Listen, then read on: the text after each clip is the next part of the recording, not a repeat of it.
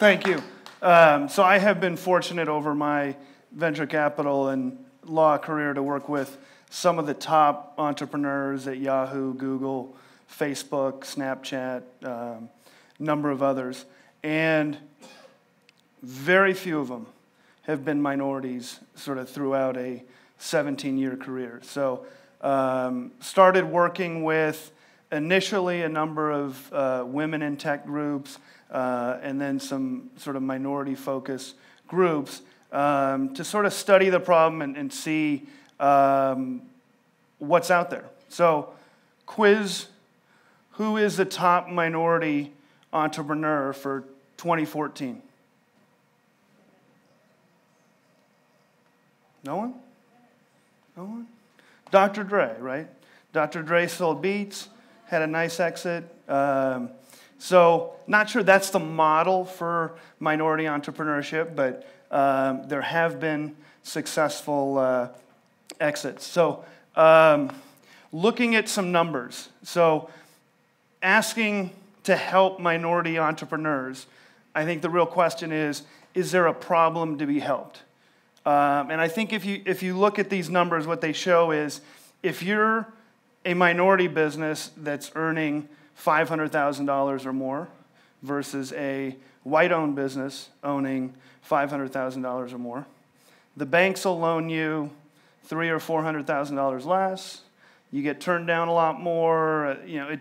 The statistics are there that there are some institutional issues. Here's another one. Number of entrepreneurs. Black, Latino, almost non-existent, sort of in the realm. This is sort of investment dollars into minority-owned businesses. Another one in terms of founders. This is for female entrepreneurs. It's even worse. So I think certainly the data is there that says that there's a problem. So what do you do to fix it? Educational sources have been a fix to other problems, and there have now been cropping up a number of nonprofits and public-private partnerships that really focus on this issue. I work with one in LA called NFTE. There's others around. There's charter school programs that are focusing on a lot of the same opportunities. And with the challenges, there's a lot of opportunity. I think the one good thing in most cases with minority entrepreneurs is they tend to be pretty fearless because they don't have a lot to lose. So if you give them sort of some resources and the right education, they tend to do things that other people who might have more of a fear of failure might not take on. So there are educational programs out there.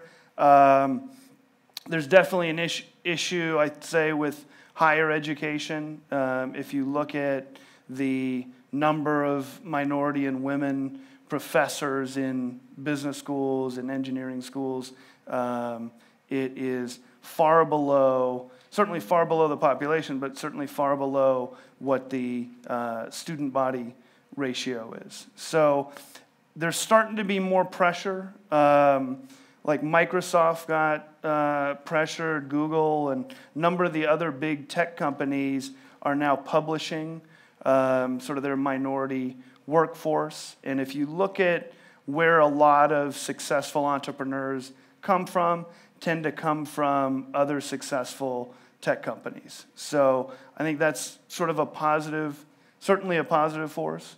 But it's a huge cultural issues, sort of capital issues. But to me, the focus on getting people understanding things at an early age is sort of important. And I started with the Dr. Dre story. If you read his bio, 16, he had a kid. Didn't see the kid for 20 years.